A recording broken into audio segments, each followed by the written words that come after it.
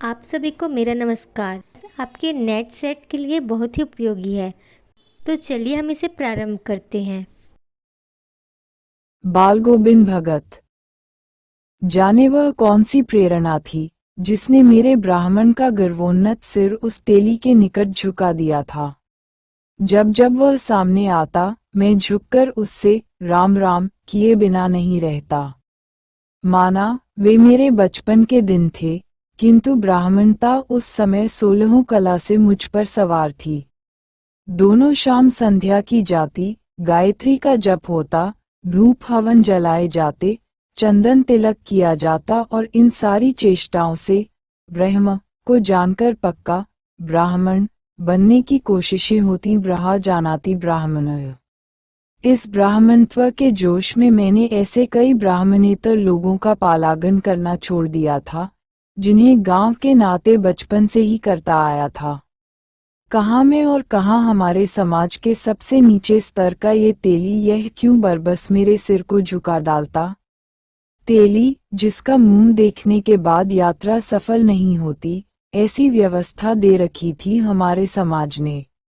तेलिया मसान ये घृणास्पद आस्पद जुड़ा था जिस जाति के साथ, और तब तक मुझमें वह ज्ञान भी नहीं था कि समझें कि ये सारी बातें हमारे सड़े समाज की घृणिततम मनोवृत्ति को सूचक हैं। हाँ, बालगोविंद भगत तेली थे, किंतु तलियों में साधारणतः पाए जाने वाला काला रंग नहीं था उनका। मझोले कद के गोरे आदमी थे, 60 से ऊपर के ही होंगे। बाल पक गए थे, लंबी दाढ़ी या जटा जूट तो नहीं रखते थे, किंतु हमेशा उनका चेहरा सफेद बालों से ही जगमग किए रहता। कपड़े बिल्कुल कम पहनते, कमर में एक लंगोटी मात्र और सिर में कबीरपंथियों की सी कनफटी टोपी। जब जाड़ा आता, एक काली कमली ऊपर से ओढ़े रहते।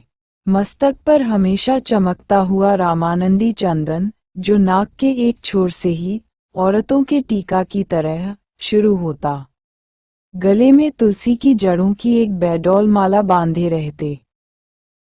ऊपर की तस्वीर से यह नहीं माना जाए कि बालगोविंद भगत साधु थे। नहीं, बिल्कुल गृहस्थ। उनकी गृहिणी की तो मुझे याद नहीं, उनके बेटे और पतोहू को तो मैंने देखा था। घोड़ी खेतीबाड़ी भी थी, एक अच्छा साफ सुथरा मकान भी था। किंतु खेतीबाड़ी करते, परिवार रखते भी बालगोविंद भगत साधु थे।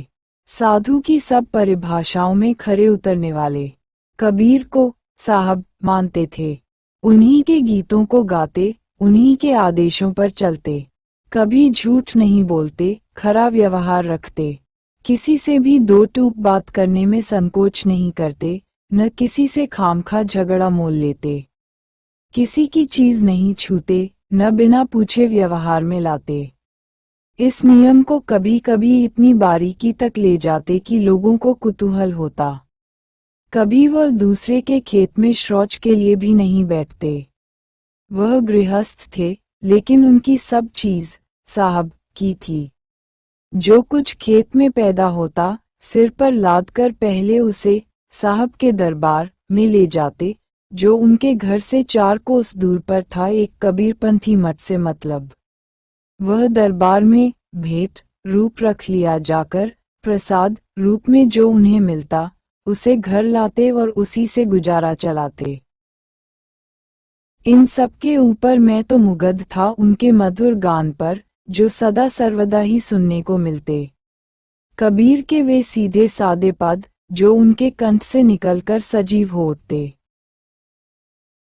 आषाढ़ की रिमझिम है, समूचा गांव खेतों में उतर पड़ा है। कहाँ हल बल रहे हैं, कहीं रोपनी हो रही है। धान के पानी भरे खेतों में बच्चे उछल रहे हैं। औरतें कलेवा लेकर मेंढ पर बैठी हैं। आसमान बादल से घिरा, धूप का नाम नहीं। ठंडी पुरवाई चल रही। ऐसे ही समय आपके कानों में एक स्वर तरंग झंकार सी कर उठी। यह क्या है? ये कौन है? ये पूछना न पड़ेगा।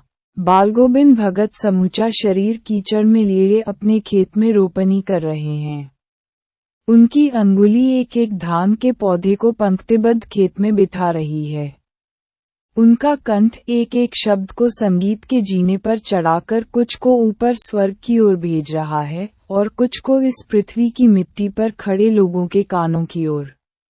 बच्चे खेलते हुए झूम उठते हैं, मंच पर खड़ी औरतों के होंठ कांप उठते हैं, वे गुनगुनाने लगती हैं, हलवाओं के पैर ताल से उठने लगते हैं, रोपनी करने वालों की अंगुलियां क्रम से चलने लगती हैं। बालगोविंद भगत का ये संगीत है या जादू? भादों की वह अंधेरी अधरतिया। अभी थोड़ी ही देर पहले मूसलधार वर्षा खत्म हुई है। बादलों की गरज, बिजली की तड़प में आपने कुछ नहीं सुना हो, किंतु अब झिल्ली की झनकार या दादुरों को टर टर बालगोविंद भगत के संगीत को अपने कोलाहल में डुबो नहीं सकती। उनकी खैजड़ी डिमिक डिमिक बज रही है और वे गा रहे हैं, गोदी में पियवा, चमक उठे सखिया, चिहुक उठे न। हाँ, पिया तो गोद में ही है, किंतु वह समझती है, वह अकेली है, चमक उठती है, बिहुक उठती है। उस भरे बादलों वाली भादों की आधी रात में उनका ये गाना अंधेरे में अकस्मात कौंध उठने वाली बिजली की तरह किसे न चौंका देता। अरे, जब सारा संसार निस्तब्धता में सोया है, बालगोविंद भगत का संगीत जाग रहा है, जगा रहा है। तेरी गठरी में लागा चोर, मुसाफिर जाग जरा। काते काया नहीं कि बालगोविंद भगत की प्रभातियां शुरू हुईं, जो फागुन तक चला करती।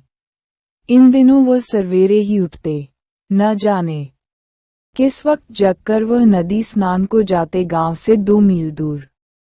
वहां से नहा धोकर लौटते और गांव के बाहर ही पोखरे के ऊंचे भिड़े पर अपनी खंबड़ी लेकर जा बैठते और अपने गाने टहरने लगते। मैं शुरू से ही देर तक सोने वाला हूँ, किंतु एक दिन माघ की उस दांत किटकिट वाली भोर में भी उनका संगीत मुझे पोखरे पर ले गया था। अभी आसमान के तारों के दीपक बुझे नहीं थे। हाँ, पूरब में लोही लग गई थी, जिसकी लालिमा को शुक्र तारा और बढ़ा रहा था। खेत, बगीचा, घर सब पर कुहासा छा रहा था। सारा वातावरण अजीब रहस्यमय से आवृत मालूम पड़ता था। उस रहस्यमय वातावरण में एक कुश की चटाई पर पूरब मुंह, काली कमली ओढ़े बालगोविंद भगत अपनी खैजड़ी लिए बैठे थे। उनके मुंह से शब्दों का तांता लगा था। उनकी अंगुलियां खैजड़ी पर लगातार चल रही थीं। गाते गाते इतने मस्त हो जाते, इतने सुरूर में आ जाते, उत्तेजित हो उठते कि मालूम होता अब खड़े हो जाएंगे। कमली तो बार बार सिर से नीचे सरक जाती। मैं जाड़े से कैपकपा रहा था, किंतु तारे की छांव में भी उनके मस्तक के श्रम बिंदु जब तब चमक ही पड़ते। गर्मियों में उनकी संज्ञा कितनी ही उमस भरी शाम को न शीतल करती। अपने घर के आंगन में आसन जमा बैठते। गांव के उनके कुछ प्रेमी भी जुट जाते। खैजड़ियां और करतालों की भरमार हो जाती।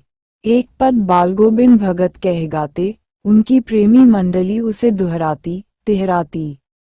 धीरे धीरे स्वर ऊंचा होने लगता। एक निश्चित ताल, एक निश्चित गति से उस ताल स्वर के चढ़ाव के साथ श्रोताओं के मन भी ऊपर उठने लगते। धीरे धीरे मन तन पर हावी हो जाता। होते होते एक क्षण ऐसा आता कि बीच में खैजड़ी लिए बालगोविंद भगत नाच रहे हैं और उनके साथ ही सबके तन और मन नृत्यशील हो उठे हैं। सारा आंगन नृत्य और संगीत से ओतप्रोत है। बालगोविंद भगत की संगीत साधना का चरम उत्कर्ष उस दिन देखा गया, जिस दिन उनका बेटा मरा। इकलौता बेटा था वह, कुछ सुस्त और बोढ़ा सा था, किंतु इसी कारण बालगोविंद भगत उसे और भी मानते। उनकी समझ में ऐसे आदमियों पर ही ज्यादा नजर रखनी चाहिए या प्यार करना चाहिए, क्योंकि ये निगरानी और मोहब्बत के ज्यादा हकदार होते हैं। बड़ी साथ से उसकी शादी कराई थी। पतोहू बड़ी ही सुभग और सुशील मिली थी। घर की पूरी प्रबंधिका बनकर भगत को बहुत कुछ दुनियादारी से निवृत्त कर दिया था उसने। उनका बेटा बीमार है, इसकी खबर रखने की लोगों को कहाँ फुर्सत। किंतु मौत तो अपनी ओर सबका ध्यान खींचकर ही रहती है। हमने सुना बालगोविंद भगत का बेटा मर गया। कुतूहलवश उनके घर गया, देखकर दंग रह गया। बेटे को आंगन में एक चटाई पर लिटाकर एक सफेद कपड़े से ढांक रखा है। वह कुछ फूल तो हमेशा ही रोपे रहते।